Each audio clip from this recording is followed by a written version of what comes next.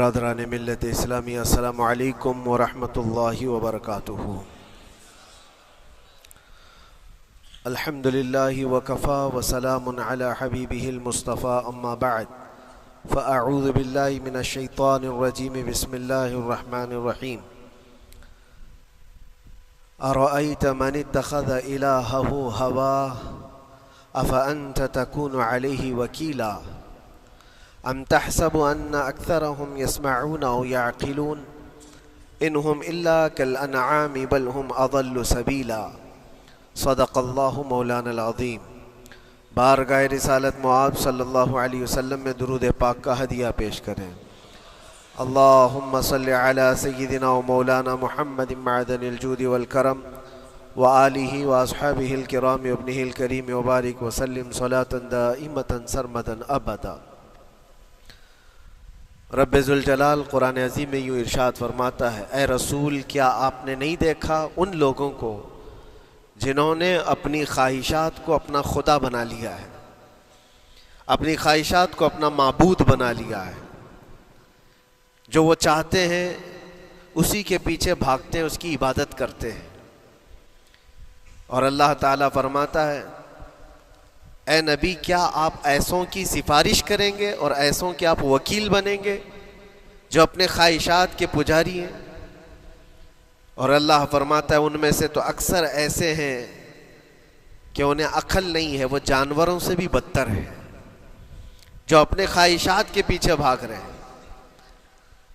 شیخ اعظم سیدنا محی الدین ابن عربی رحمۃ اللہ تعالی علیہ، ان کی کئی چیزیں لوگوں میں ایسی بھی مشہور تھی کہ شیخ محی الدین ابن عربی ایسے ایسے الفاظ بول جاتے ہیں جو شریعت میں ہوتے نہیں ہیں۔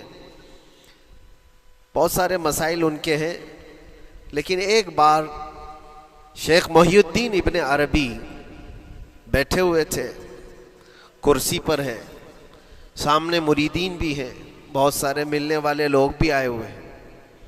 اسی اثنا میں انہوں نے ایک جملہ ایسا کہا، واقعی اگر آپ کے سامنے بھی ایسی بات آئے تو آپ بپھر جائیں۔ شیخ محی الدین ابن عربی کہتے ہیں، اے لوگوں جو تم سب یہاں میرے پاس بیٹھے ہو، تمہارا خدا میرے پاؤں کے نیچے ہوتا ہے، تمہارا خدا میرے قدموں کے نیچے ہوتا ہے۔ سب ظاہر سی بات ہے جیسے ایسا جملہ سنا تو اٹھ کر کے لوگ بھاگنا شروع ہو گئے کہ آدمی کافر ہو گیا۔ شیخ اعظم ہیں یہ حضرت محی الدین ابن عربی، جن کی بہت ساری کتابیں ہیں، تصوف میں آپ کا ایک بہت بڑا باب ہے۔ لوگ اٹھ کر کے ادھر سے ادھر چلنے لگ گئے کہ ایسے ایسے جملے بول رہے ہیں، یہ محی الدین ابن عربی کو ہو کیا گیا؟ خدا پیروں کے نیچے ہوگا؟ کفریہ جملہ ہے۔ سب تو چلے گئے، دو باقی رہ گئے جو مخصوص مریدین میں سے تھے۔ انہوں نے کہا کہ حضور جو جملے سنے ہم کو بھی کانوں پر یہ وزن لگ رہے ہیں، لیکن کیوں کہا آپ نے ایسا؟ اس کا کچھ معنی ہے؟ آپ جیسے عظیم المرتبت بزرگ سے ایسا جملہ کیسے ممکن ہے؟ انہوں نے فرمایا کہ ان سب کو بھی تو یہ پوچھنا چاہیے تھا میرے بولنے کا مطلب کیا ہے۔ فوراً بدگمانی کیا اور بھاگ گئے۔ تم دو باقی رہ گئے، میں بتاتا ہوں کہ میں نے یہ جملہ کیوں کہا تھا۔ کرسی پر بیٹھے تھے اور چٹائی نیچے بچھی ہوئی تھی یا قالین بچھی ہوئی تھی جس پر لوگ بیٹھے ہوئے تھے۔ آپ نے اپنے ان دو مریدین سے کہا یہ چٹائی اٹھاؤ۔ چٹائی اٹھائی تو دیکھا وہاں پر سونے کے چاندی کے سب سکے رکھے ہوئے تھے جو شیخ محی الدین ابن عربی کے پیروں کے نیچے تھے۔ کہا وہ جتنے آئے تھے وہ اسی کی عبادت کرتے تھے، اس لیے میں نے کہا کہ تمہارا خدا میرے پاؤں کے نیچے ہوتا ہے۔ وہ خواہشات کے پجاری ہیں، میں نے اللہ نہیں کہا۔ اللہ رب العزت وہ قادر مطلق ہے، میں نے کہا جس کی تم عبادت کرتے ہو، جس کو تم خدا بنائے رکھے ہو، وہ میرے پیروں کے نیچے ہوتا ہے۔ اور حقیقت ہے میرے عزیزوں، جنہوں نے خواہشات کے پیچھے بھاگنا شروع کیا، در حقیقت وہ اپنا خدا بنا چکے ہیں ان کو۔ کیا ایسا نہیں ہوتا ہے کہ جو بندہ ضدی طبیعت کا ہوتا ہے، چاہ لیتا ہے کہ یہ مجھے چاہیے تو چاہیے، یہ مجھے چاہیے تو چاہیے. یہ جو ضد ہے اپنی خواہش کو پوری کرنا، یہاں پر کہا گیا ہے کہ وہ اپنی خواہش کی عبادت کر رہا ہے، اس کے پیچھے بھاگ رہا ہے. اسی لیے اللہ کے نبی صلی اللہ تعالیٰ علیہ وسلم کی ایک حدیث میں آپ کو سناؤں. حضور اکرم صلی اللہ علیہ وسلم ارشاد فرماتے ہیں لا یؤمن احدکم حتی یکون ہواہ تبعا لما جئت بہ. تم اس وقت تک پورے مومن نہیں ہو سکتے جب تک کہ اپنی خواہشات کو میری مرضی کے مطابق نہیں بنا دو گے. حضور کے قدموں میں لا کر اپنی ہر خواہش کو قربان کرنا ہو. یہ نہیں کہ میری چاہت تو ایسی ہے، میں خواہش ایسی رکھتا ہوں لیکن شریعت ایسا کہتی ہے. یہ جب ٹکراؤ آیا تو سمجھ لو کہ تمہارے اندر ایمان آیا ہی نہیں ہے، تم مومن نہیں ہو. مومن وہ ہے جہاں دنیا کی ساری خواہشات وہ حضور کے قدموں پر قربان کر دیتا ہے، اس کی اپنی کوئی خواہش نہیں ہوتی. اسی لیے میں اکثر یہ کہتا ہوں ان نوجوانوں سے جن کو کچھ نصیحت کی جائے تو وہ کہتے ہیں کہ مولانا ہماری لائف ہے، ہمیں انجوائے کرنے دی جائے. یہ ابھی تو ہماری لائف ہے، ہماری اپنی لائف کو ہمیں انجوائے کرنے دیا جائے. نادان، کس نے کہا کہ تیری اپنی لائف ہے؟ تیری لائف ہے کہاں؟ زندگی یہ نہیں کسی کی کسی کے لیے، زندگی ہے نبی کی نبی کے لیے. اور نہ سمجھ مرتے ہیں زندگی کے لیے، ارے جینا مرنا ہے سب کچھ نبی کے لیے. جو خواہشات کو لا کر کے حضور کے قدموں پر رکھ دیتا ہے تو پھر وہ کہتا ہے میرے عزیزوں، وہ پھر آ کر کے یہ کہتا ہے اپنی خواہشات، اپنی طبیعت جہاں سب مر جاتی آدمی کی، اس کی اپنی کچھ نہیں ہوتی، تب اس مومن کی زبان سے یہ نکلتا ہے یا رسول اللہ زمین و زمان تمہارے لیے، مکین و مکان تمہارے لیے، چنین و چنا تمہارے لیے، بنے تو جہاں تمہارے لیے، ہم آئے یہاں تمہارے لیے، اٹھے بھی وہاں حضور کے لیے. اس کا اپنا کچھ نہیں ہوتا. اپنی خواہش ہوگی تو میں کرتا رہے گا، اور جتنی خواہشات کے پیچھے بھاگتا رہے گا دنیا اس کا پیچھا کبھی نہیں چھوڑتی، اور نہ ہی دنیا اس کو کبھی سیراب ہونے دے گی، کبھی پیٹ بھرنے دے گی ہی نہیں. وہ بھوکا ہی رہے گا، وہ پیاسا ہی رہے گا جو دنیا کے پیچھے بھاگتا ہے. ایک مرتبہ سیدنا عبداللہ ابن مسعود رضی اللہ تعالیٰ عنہ غمگین بیٹھے ہوئے تھے، کسی بات کا غم ہوگا. نبی پاک صلی اللہ تعالیٰ علیہ وسلم کا گزر ہو رہا تھا، آپ نے دیکھا، حضرت عبداللہ ابن مسعود سے پوچھا کہ غم کیوں ہے؟ تو آپ خاموش رہے. تو اللہ کے نبی صلی اللہ علیہ وسلم نے ایک جملہ فرمایا جو آج ہم سب کے لیے سبق ہے میرے عزیزوں. فرماتے ہیں لا تکثر ہمک ما یقدر یکن.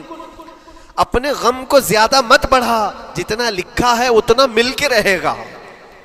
وما ترزق یأتک.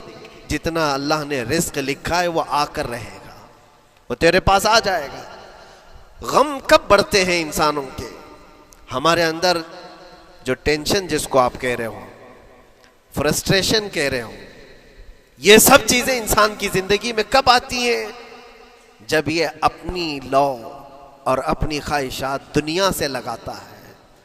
خالق سے اگر لگاتا ہے تو پھر اس کے غم نہیں بڑھتے، بلکہ غموں کا مداوا ہے. اسی لیے بزرگوں نے فرمایا کہ اگر ٹینشن فری جینا چاہتے ہو تو انسانوں سے امیدیں کم کر لو، اللہ کی ذات سے یقین بڑھا لو، اس کی ذات سے یقین بڑھاؤ. ہم نے دیکھا ہے اپنی زندگی میں جس سے ہم ملتے رہے، جس سے کچھ خواہشیں رکھتے رہے یا جس کے متعلق کچھ امیدیں وابستہ کر رکھی، یہاں امیدیں ٹوٹ جاتی ہیں، پھر انسان کا غم بڑھتا ہے، انسان مغموم ہو جاتا ہے. اللہ کی ذات سے جو وابستہ ہوا اور وہاں جو آس لگایا وہ ہر دن بشاشت کے ساتھ جیتا ہے، یقین کے ساتھ جیتا ہے. اسی لیے میرے عزیزوں، یہاں جس نے بھی اپنے خواہشات کو دنیا کے ساتھ لگایا ہے اسے کم کرنا ہے. لا تکثر ہمک ما یقدر یکن. اللہ کے نبی فرماتے ہیں اپنے غموں کو زیادہ مت کر، جتنا لکھا ہے اتنا تجھے مل کر رہے گا. اس دار فانی میں، اس عمل کی دنیا میں ہم نے اپنے بہت ساری چیزیں پھیلا رکھی ہیں. ایک چیز میں آپ کو بتاؤں کہ کبھی کبھار میں دیکھتا ہوں موبائل کو، اب سب کے ہاتھوں میں موبائل ہے، اور کبھی کبھار یہ اسٹک بھی ہوتا ہے. اچھی اچھی کمپنیوں کے موبائل بھی اسٹک ہو جاتے ہیں. یا تو کبھی بہت زیادہ بیٹری گرم ہو جاتی ہے اور موبائل بھی گرم ہونے لگتا ہے. پھر اس کا حل کیا ہے؟ ایکسپرٹ سے پوچھتے ہیں موبائل کبھی ہینگ ہو رہا ہے یا کبھی بہت بیٹری گرم ہو رہی ہے, اس کے ریزن کیا ہے؟ تو وہ ایکسپرٹ یہی بتاتے ہیں کہ اس کے اوپر اوور لوڈ ہو سکتا ہے, بہت زیادہ اس میں ڈیٹا جمع ہو چکا ہے اور پھر بیک گراؤنڈ میں ایکٹیو ہے بہت زیادہ, جس کی وجہ سے بیٹری ہارمفل ہے, بہت زیادہ گرم ہو جاتی ہے. یا تو پھر ایک ساتھ کئی چیزیں اس کے اندر ڈال دی جاتی ہیں تو اس کا پروسیس کم ہو جاتا ہے, اسٹک ہو جاتی ہے. یہ تو موبائل ہے جو تمہیں سکھا رہا ہے. یہی چیز ہے دنیا کے ہمارے اس لائف میں, ہماری زندگی میں بہت زیادہ چیزیں اگر دماغ میں آ جاتی ہیں تو پھر دماغ گرم بھی ہو جاتا ہے اور اسٹک بھی ہوتا ہے, ہر چیز سوچنے سے بھی عاری ہو جاتا ہے, صحیح طریقے کے فیصلے نہیں لے پاتا. اچھا نقصان کیا ہے اس کا؟ سیم ہم نے موبائل ایکسپرٹ سے بھی پوچھا, جب موبائل بہت زیادہ گرم ہونے لگے یا اسٹک ہونے لگے تو اس کو کیا کرنا چاہیے؟ تو ایکسپرٹس بتاتے ہیں کہ اس کے ریڈیشن بہت زیادہ ہوتے ہیں اس وقت اور یہ نقصان پہنچا سکتا ہے. جو استعمال کر رہا ہے اس کے دماغ پر بھی اثر کرے گا, آس پاس کے لوگوں پر بھی اثر کرے گا. ایک موبائل کے اوپر اگر زیادہ لوڈ آ جائے تو اس کے ریڈیشن آس پاس سب کو خراب کرتے ہیں. یہی حال انسان کی زندگی کا ہے. تمہارے دماغ کے اوپر اگر غم زیادہ بیٹھ گئے اور بہت زیادہ دماغ حاوی ہو گیا تو خود کا تو نقصان کرو گی ہی, آس پاس جتنے ہیں سب کا نقصان کرو گے. تمہاری وجہ سے تمہارے ماں باپ بھی پریشان, تمہاری اولاد, تمہارے بیوی بچے سب اس پہ ان سب چیزوں میں ملوث ہو جاتے ہیں. اب اس کا علاج کیا ہے؟ کہا گیا موبائل کو آف کر دو, ڈیٹا کم کر دو, اس کے اندر سے کچھ چیزیں ڈیلیٹ کر دو, پھر یہ اپنے نارمل حالت میں آ جائے گا. سیم آپ کے لیے بھی ہے, دماغ میں دنیا کے بہت سارے فطور بھرے ہو تو تھوڑی چیزیں ڈیلیٹ کر دو, تھوڑے دنوں کے لیے اپنی اس ایکٹیو لائف کو روک دو اور آ جاؤ اللہ کی بارگاہ میں اور آنکھ بند کر کے اس کی طرف لو لگاؤ. اس لیے کہ ہماری بیٹری جو چارج ہوگی وہ خالق کائنات سے ہی ہوگی, بنانے والا ہی بہتر جانتا ہے اس کی زندگی کس چیز سے چلتی ہے. اور اسی لیے کہا ہے, امام غزالی رحمۃ اللہ تعالیٰ علیہ فرماتے ہیں جو بندہ اللہ کے ذکر سے کئی دن تک غافل ہوتا ہے تو مردہ لاش ہے جو چل رہا ہے, بازاروں میں جو چل پھر رہا ہے, ذکر الہی نہیں کرتا تو اس کی روح ختم ہونے کے قریب آئی ہے, یہ زندہ لاش ہے. یہاں زمانے ہو گئے, مہینوں بیت گئے, برسوں ہو جاتے ہیں, کتنے دن ایسے ہیں آپ نے اللہ کے ذکر کے لیے الگ سے وقت نکالا ہو؟ کہاں ہے وقت؟ نماز بھی ایسے پڑھ کر کے بھاگ جاتے ہیں جیسے لگتا ہے کہ کوئی چیز ہمارے اوپر سوار تھی, جلدی سے ہٹا دی اور بھاگ گیا. نہیں میرے عزیزوں, ہماری روح جب بیمار ہوتی ہے, ہماری روح کو جب بھوک لگتی ہے تو اللہ کے ذکر سے اس کا علاج بھی ہوتا ہے اور اس کو رزق بھی ملتا ہے. لیکن ہم رزق دیتے ہی نہیں. کبھی آپ نے دیکھا ہماری باڈی کو, صبح ناشتہ نہ کرو, دوپہر میں کھانا نہ کھاؤ تو شام تک ہمارا جسم ہچکولے لینے لگتا ہے, چکر آنے لگ جاتے ہیں. کیوں؟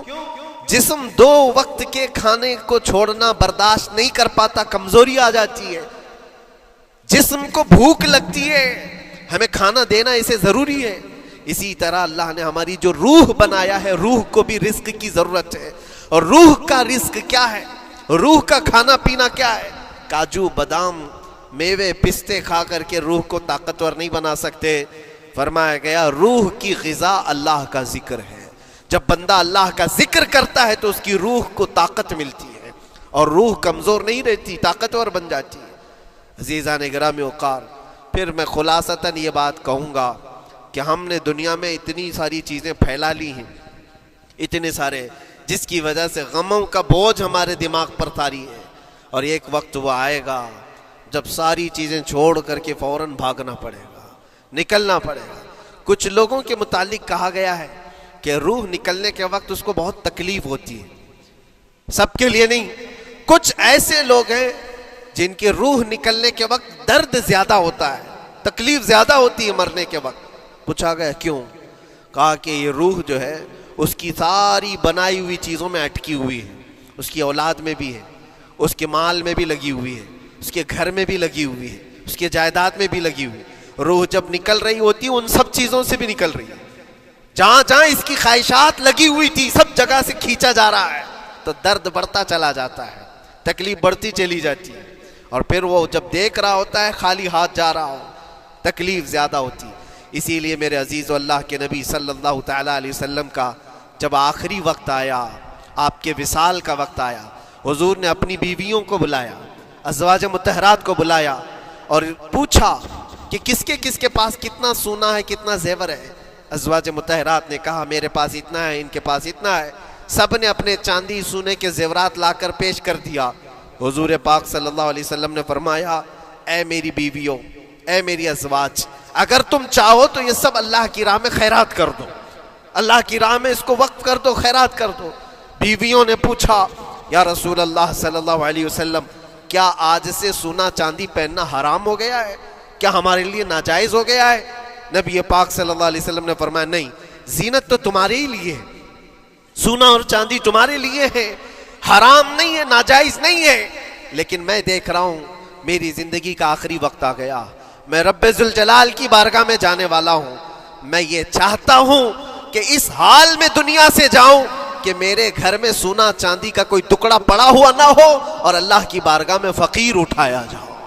یہ نبی پاک صلی اللہ تعالیٰ علیہ وسلم کی خواہش ہے کہ میں اللہ کی بارگاہ میں اس حال میں جاؤں کہ میرے گھر میں کوئی چیز رکھی ہوئی نہ ہو، سونا اور چاندی، مال و دولت۔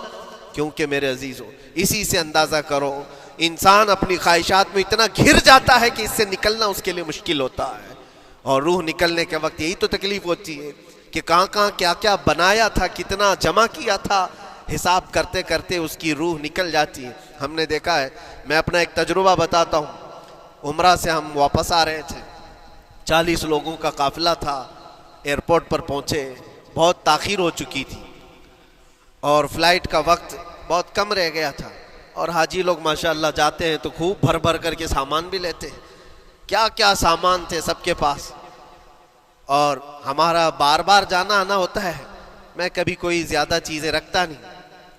ہم تو آگے نکلے، گروپ پورا تھا اور سارے لوگ سامان لے کر کھڑے تھے، وقت گزرتا گیا، فلائٹ جہاں چیک ان ہو رہا تھا سامان، انہوں نے کہا کہ 25 کلو سے زیادہ کا الاؤڈ نہیں ہے، اور یہاں 40 کلو لے کر بیٹھے ہوئے تھے، میرا تو تھوڑا سا لے لے، تیرا تو تھوڑا سا لے لے، ایک دوسرے کو پیش کر رہے ہیں۔ 3-4 لوگوں نے تو مجھے پکڑایا کہ آپ کے پاس سامان کم ہے مفتی صاحب، آپ تھوڑا سا ہمارا لے لو، جس کا لے سکتے تھے لے لیا۔ پھر اس کے بعد 1 گھنٹے سے کم ٹائم بچا تھا، انہوں نے کاؤنٹر کلوز کر دیا۔ میں نے دیکھا 20 سے 25 حاجی ایسے ہیں جن کا سامان بکھرا ہوا ہے، اور کیا لے جا سکتے ہیں ہاتھ میں، وہ بھی 7 کلو 8 کلو اتنا ہی تھا۔ ان کی خواہشات میں دیکھ رہا تھا، کوئی مسلح اٹھاتا ہے، کوئی کھجور اٹھاتا ہے، کوئی کہتا ہے نہیں میرے بچوں کے لیے کھلونے لیا تھا اس کو لے لیتا ہوں، وہ لے لو تو مسلح چھوڑنا پڑتا ہے، یہ لے لو تو کھجور چھوڑنا پڑ جاتا ہے۔ کسی نہ کسی طرح سے وہ لوگ آخری وقت 2-4 چیزیں لے کر کے نکل رہے تھے، اور بکھرا ہوا پورا سامان ایئرپورٹ پر ایسے ہی موجود تھا، 1-2 کلو نہیں، کتنے کلو کا سامان چھوڑ کر کے یوں ہی آنا پڑا۔ یا تو پھر فلائٹ کے سفر پہ جاؤ یا سامان میں لگے رہو، 2 ہی آپشن تھے، اور کون وہ چھوٹے سامان کے لیے اپنا سفر ملتوی کرتا۔ واپس آئے، حسرت بھری نگاہوں سے دیکھتے رہے اپنے سامان کو، اور پھر اندر آ کر جب بیٹھے میرے ذہن میں یہ بات گونجنے لگی، یہی حالت ہوتی ہوگی جب انسان دنیا سے جا رہا ہوتا ہے، جب یہاں سے رخصتی کا وقت آتا ہے اور ملک الموت سر پر آ کر کھڑا ہو جاتا ہے، روح نکلنے کے لیے بھی تھوڑا سا وقت باقی ہے، بس منٹوں میں بھی نہیں رہ گیا۔ جب اس کو نظر آتا ہے، اب یہ سوچتا ہے اتنی نمازیں باقی رہ گئیں، اتنی زکوٰۃ بھی رہ گئی، حج بھی تھا، اور بھی کچھ چیزیں کسی کے دینے کے باقی تھے، قرضے بھی تھے، کس چیز کی نصیحت کروں، کس چیز کی وصیت کروں؟ فلاں جگہ ایک گھر خرید کر کے اس کے ڈاکیومنٹ تو وہاں رکھا تھا، بیٹے کو بھی نہیں بتایا، بیٹی کو بھی نہیں بتایا، پتہ نہیں کس کے ہاتھ لگ جائے گا۔ یہ خواہشات گھومتی رہتی ہیں، وہ کسی کو بتا بھی نہیں پاتا، ادھر ملک الموت روح نکال کر نکل پڑتے۔ یہ انسان کی شارٹ لائف ہے، مختصر سی زندگی ہے، جہاں یہ خواہشات دھری کی دھری رہ جاتی ہیں۔ اسی لیے شیخ سعدی نے بہت اچھی بات فرمائی، ایک بادشاہ نے اعلان کیا تھا اپنے وزیروں میں سے ایک کو اس سے بہت خوش ہوا اور کہا جا آج تجھے میں اتنی جائیداد دوں گا، اتنی زمین، اتنی پراپرٹی دوں گا جتنا تو اپنے ہاتھ میں ایک لکڑی لے کر گھیر دے گا، جتنی زمین تو گھیرے گا اتنی تیرے نام لکھ دوں گا، لیکن اس کے لیے ایک شرط ہے، صبح یہ لکڑی لے کر تو راؤنڈ مارنا اور اتنا گول سرکل بنانا سورج ڈوبنے سے پہلے پہلے تک، جتنی زمین گھیر لے گا وہ پوری تیرے نام پر۔ اس نے سوچا کہ اتنی بڑی زمین میں گھیر سکتا ہوں ایک پورے دن۔ میاں ممبئی والے اچھی طرح جانتے ہیں 4x4 کی جگہ مل جائے تو یہاں کتنی بڑی غنیمت ہوتی، اور اس بندے کو بادشاہ نے کہا لکڑی ہاتھ میں لے لے اور لکیر کھینچ، شام ہونے سے پہلے جتنا کرے گا پورا تیرے نام پر۔ وہ نکلا اور جب لکیر کھینچتے کھینچتے جب چلنے لگا پیچھے مڑ کے دیکھتا تھا بہت لمبی ہو گئی ہے، اتنی زمین میرے نام پر ہونے والی ہے۔ دوپہر ہو گئی، وہ واپس آنا نہیں چاہ رہا ہے، واپس آ کر کے سرکل پہ ختم تو کرنا ہے جہاں سے شروع کیا تھا۔ سوچتا اور تھوڑا سا اور تھوڑا کرتے کرتے وہ اثر ہو گئی اس کی۔ اب اس کو لگا کہ واپس پلٹنا چاہیے، کئی کلومیٹر ہو گئے تھے، اتنے کلومیٹر کی زمین اب وہ اپنے نام پر کروانے والا تھا، لیکن جب واپس پلٹنے کا وقت آیا سانس پھولنے لگ گئی، کیونکہ صبح سے چل رہا ہے، کھایا بھی نہیں ہے، پیا بھی نہیں ہے، جس چیز کو جمع کرنے کے لیے دوڑتا رہا۔ اب سورج پیلا پڑ گیا، ڈوبنا کے وقت قریب آنے لگا تو اب بھاگنا شروع کیا۔ بادشاہ اور اس کے وزیر انتظار کر رہے تھے کہ یہ لوٹے گا بھی۔ اب دیکھا بڑی دور سے یہ دوڑتا آ رہا ہے اپنی لکڑی کو لکیر زمین پر کھینچتے ہوئے کہ جلد سے جلد اپنے اس پوائنٹ پر پہنچ جاؤں جہاں سے شروع کیا تھا۔ سانس پھولنے لگ گئی، دوڑتے ہانپنے لگ گیا، سورج ڈوبنے کے قریب آ گیا، آخری کرنیں باقی تھی اور اس کا پوائنٹ بھی قریب آ گیا تھا۔ دوڑتے کسی طرح سورج غروب ہونے سے پہلے پہنچ گیا وہاں پر، لیکن کثرت سے بھاگنے کی وجہ سے ٹھوکر کھا کر کے گر گیا اور اپنے اس پوائنٹ پر لکڑی لا کر کے جمع کر دیا۔ بہت بڑا سرکل، بہت بڑی لکیر کھینچا تھا، لیکن ایسا گرا کہ دوبارہ اٹھ نہیں سکا۔ جب سپاہی اٹھانے کو آئے تو اس کی موت ہو چکی تھی، اس کی روح نکل چکی تھی، اتنا دوڑا تھا اس کی روح نکل گئی۔ بادشاہ نے کہا اس نے صبح سے لے کر شام تک اپنے نام جائیداد کرنے کے لیے اتنی دوڑ لگائی، بہت لمبی لکیر کھینچا، اتنی بڑی پراپرٹیز کے نام پر ہوتی، لیکن عقل مند دانشور تھا بادشاہ۔ اس نے کہا جہاں یہ گرا ہے وہیں اس کو دفن کرو، اور اس کے بعد اس کی قبر پر لکھا گیا تھا کہ اس کو ضرورت اتنے 2 گز زمین کی تھی، دوڑتا کتنا لمبا رہا، صبح سے شام تک اتنی لمبی لکیر کھینچ لیا، لیکن سونے کے لیے اس کو جو جگہ چاہیے تھی وہ بس اتنی ہی سی تھی، وہ 6 فٹ کی جگہ۔ عزیزان گرامی، یہ ایک زندگی کے کسی کا حادثہ ہو سکتا ہے، لیکن میں نے دیکھا ہے کہ تقریباً سب کی لائف میں یہی ہے، ہم اپنی خواہشات کے پیچھے اتنی تیز دوڑتے رہتے ہیں، لیکن جس چیز کی ہمیں ضرورت ہے اس کی طرف ایک بار بھی نظر نہیں کرتے۔ کون سی چیز ہے جس کی ہمیں ضرورت ہے؟ وہ ہمیشہ کی زندگی آخرت کے لیے جو چیز چاہیے وہ اللہ کا ذکر ہے، وہ رب ذوالجلال کی ذات پر یقین اور توکل ہے۔ آج اللہ نے صحت و سلامتی کے ساتھ زندگی دی ہے تو وقت نکالو اور بارگاہ رب العزت میں آ جاؤ۔ میرے عزیزوں، آخری بات عرض کرتا ہوں، خواہشات جہاں ختم ہونی چاہیے وہ کیسی ہے؟ اللہ کے نبی صلی اللہ تعالیٰ علیہ وسلم مجلس میں بیٹھے، ایک صحابی کا مسئلہ ایسا تھا کہ وہ صبح جلدی دوڑ کر کے چلے جاتے تھے۔ صحابہ نے ان کی شکایت کی کہ یہ فجر میں اتنی جلدی چلے جاتے ہیں کہ کسی سے ملتے ہی نہیں۔ حضور نے پوچھا کہ وجہ کیا ہے؟ ان سے پوچھا گیا تو انہوں نے کہا یا رسول اللہ صلی اللہ علیہ وسلم، میرا گھر ایک یہودی کے گھر سے لگا ہوا ہے، اور یہودی کے گھر پہ ایک کھجور کا درخت ہے جس کی شاخیں میری آنگن میں بھی آتی ہیں، اور پکی کھجوریں صبح صبح میرے آنگن میں گر جاتی ہیں۔ میں اس لیے جلدی دوڑ کر کے جاتا ہوں، میرے بچے اٹھنے سے پہلے وہ کھجوریں جمع کر کے میں اس یہودی کو دے دوں کہ کہیں انجانے میں میرا کوئی بچہ وہ کھجور کھا نہ لے، ہمارے لیے وہ حلال نہیں ہے۔ یہ صحابی رسول کا عمل تھا۔ اللہ کے نبی صلی اللہ علیہ وسلم نے فرمایا اپنے بچوں کو حلال کھلانے کے لیے اتنی فکر، عزیزان گرامی وقار، آپ سنیے، یہ تو حالات ایسے ہو گئے، یہاں بڑے بڑے درخت ہی نگل گئے، کھجور تو چھوڑے، ڈکار بھی نہیں، حرام چیزوں کے اوپر تو کئی لوگوں کی زندگی آباد۔ خیر، حضور پاک صلی اللہ علیہ وسلم نے ان کا مسئلہ دیکھ کر کے، ان کی تکلیف کو دیکھ کر کے اپنے صحابہ میں اعلان کیا، کوئی ہے جو اس یہودی کا درخت خرید کر کے میرے اس صحابی کو دے دے، میں اسے جنت میں پورا باغیچہ عطا کروں، جنت میں پورا باغ اسے عطا کروں۔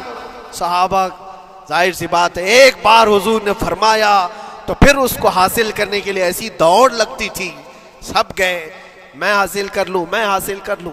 اب اس یہودی کو منانا تھا کہ تو ایک درخت جو ہے اپنے پڑوسی کو بیچ دے، آنگن میں اس کے ہے، بیچ دے۔ اب اس کو لگا کہ ان لوگوں کی ضرورت ہے، مجبوری ہے، تو وہ بھی اکڑ کر بیٹھا کہ مجھے بیچنا نہیں، مجھے دینا نہیں۔ اب سنیے میرے عزیزوں، مدینے میں ایک صحابی ہیں ابو دحداح، اللہ اکبر، کبھی میں پڑھتا ہوں تو حیرت ہوتی ہے۔ ابو دحداح مدینے کے اس صحابی کا نام ہے جن کا باغیچہ پورے مدینے میں سب سے مشہور ہے، ان کی کھجوریں سب سے مہنگی کھجوریں، اوالی مدینہ آج بھی مشہور ہے، جہاں کی اجوا کھجوریں بہت پسند کی جاتی ہیں۔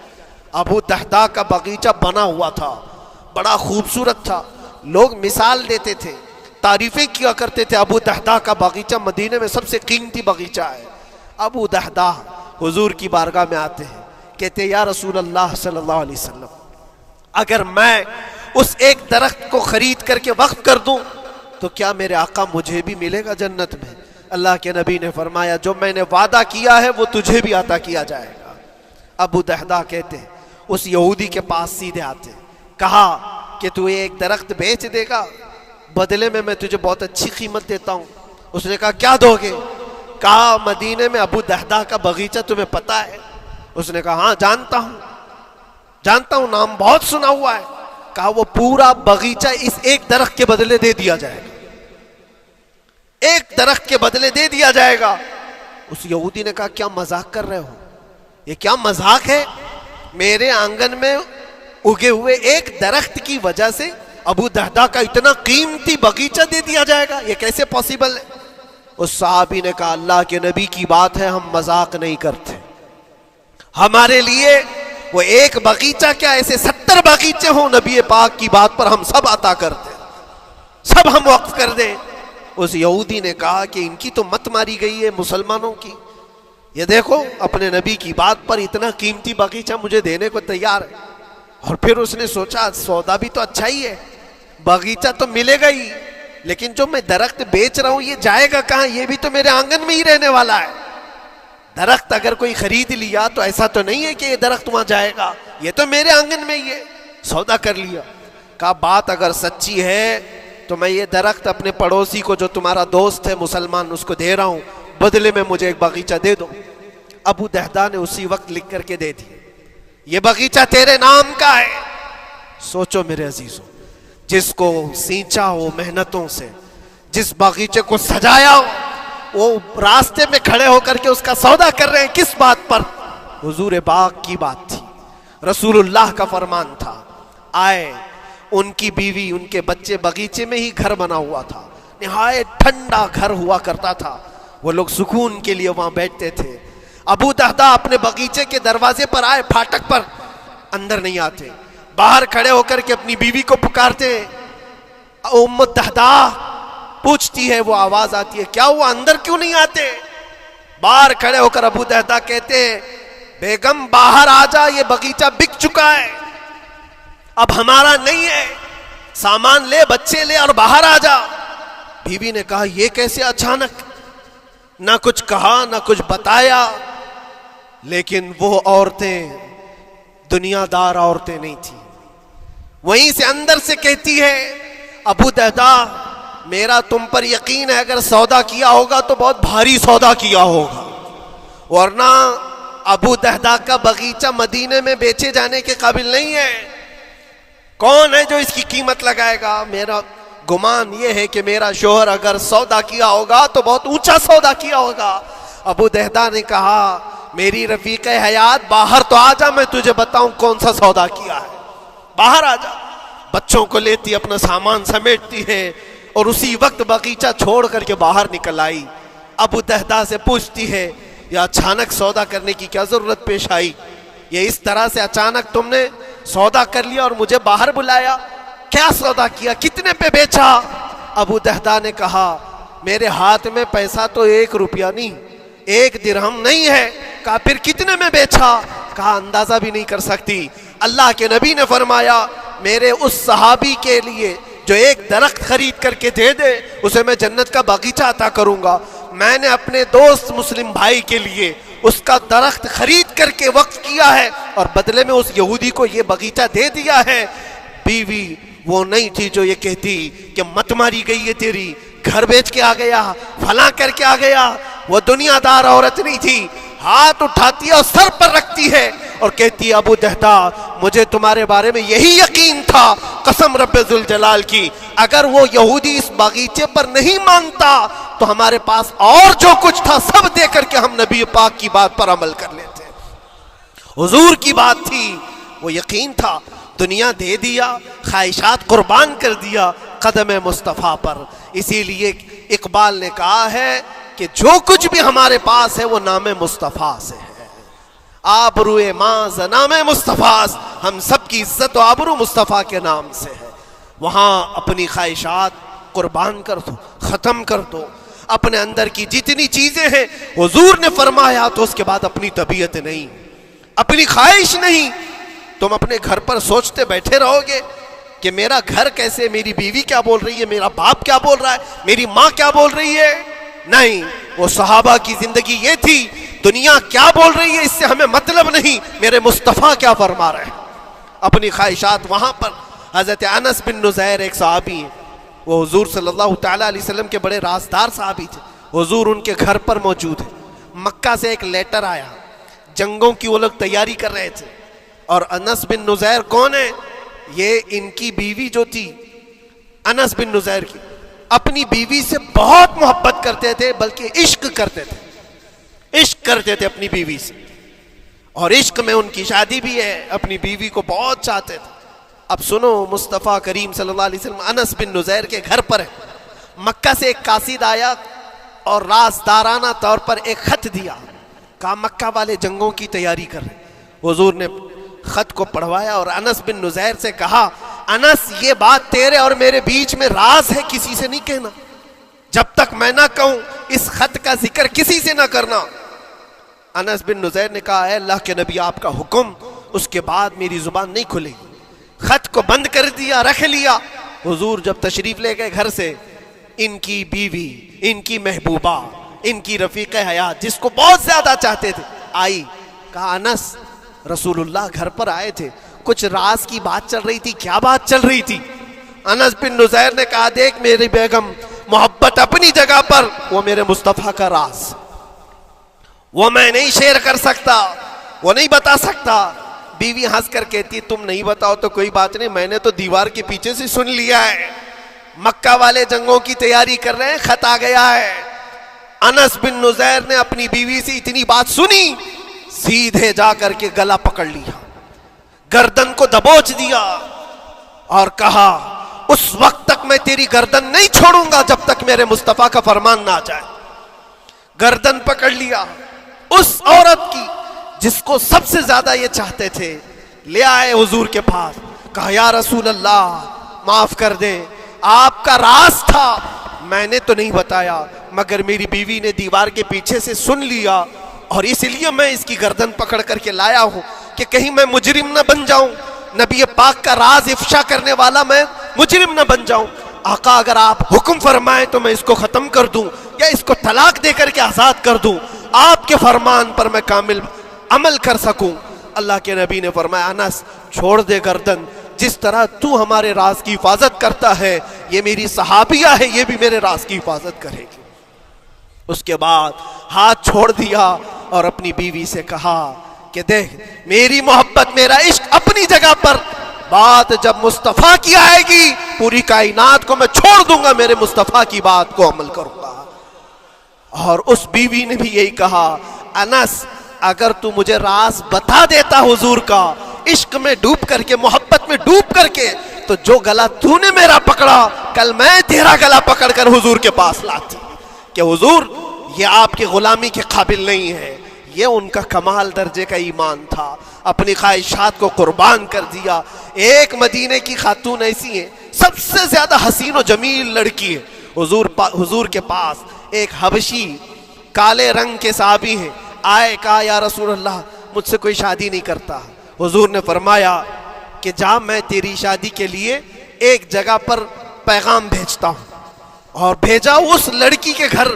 انصاری صحابی کی ایک لڑکی اتنی خوبصورت ہے مدینے میں, ان کے گھر بھیجا.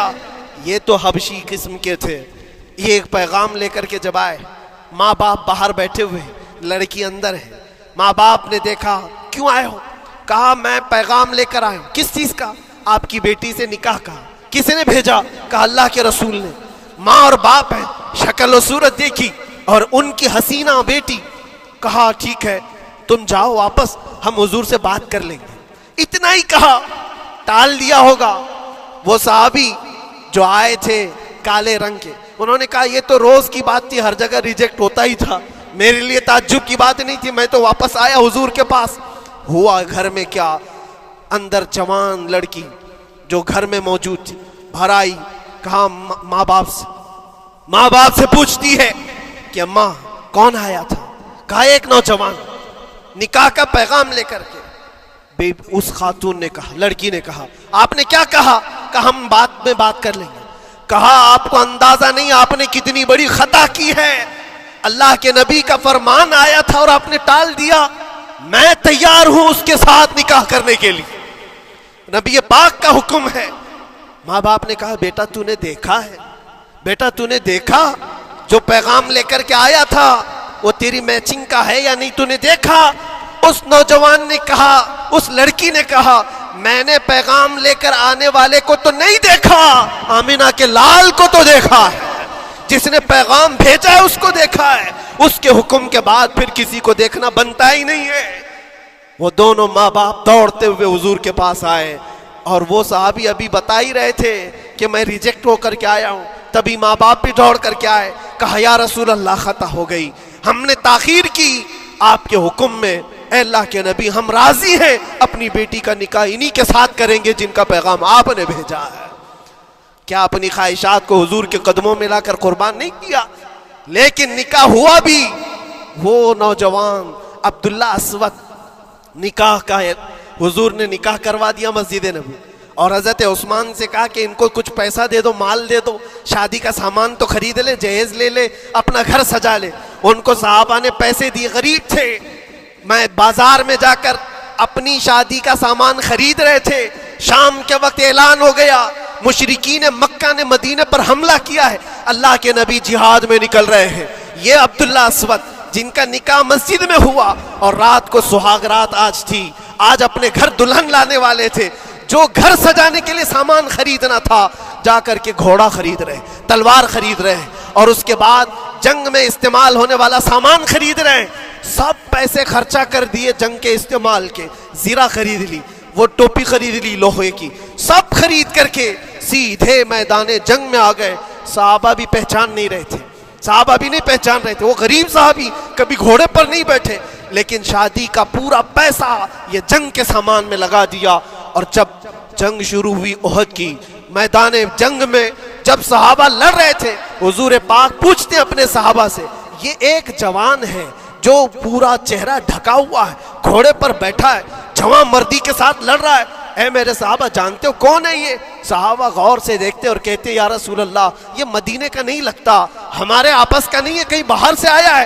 حضور نے فرمایا جا کے غور سے دیکھو, اس کی کالی کالی کونیوں سے میں پہچان رہا ہوں, وہ میرا عبداللہ اسود ہے. آج میں نے اس کو شادی کے لیے پیسے دیے تھے, وہ سارے پیسوں سے یہ جنگ کا سامان خرید کر کے لایا ہے. شام ہونے سے پہلے خبر آئی عبداللہ اسود کو ظالموں نے شہید کر دیا تھا, قتل کر دیا تھا, اور وہ مٹی میں گرے ہوئے تھے. حضور خود چل کر کے آئے, عبداللہ اسود کے پاس آ کر کے بیٹھتے ہیں, اور سر اٹھا کر کے اپنی گود میں رکھتے ہیں، چہرے سے دھول کو صاف کرتے ہیں اور پھر فرماتے ہیں اللہ کے کچھ بندے ایسے ہیں جو اللہ سے کیا ہوا وعدہ پورا کر کے دکھاتے ہیں، ساری دنیا ایک طرف، فرمان مصطفیٰ ایک طرف۔ میرے عزیزوں، یہ خواہشات کی قربانیاں ہیں جب جا کر کے ایمان تکمیل پاتا ہے۔ بس اخیر میں اتنا کہوں گا، ہمارا ایمان صرف اتنا ہونا ہے، انہیں جانا انہیں مانا، نہ رکھا غیر سے کام، للہ الحمد میں دنیا سے مسلمان گیا۔ اٹھو، قوت عشق سے ہر پست کو بالا کر دو، دہر میں نام محمد سے اجالا کر دو۔ وآخر دعوانا الحمدللہ رب العالمین۔ السلام۔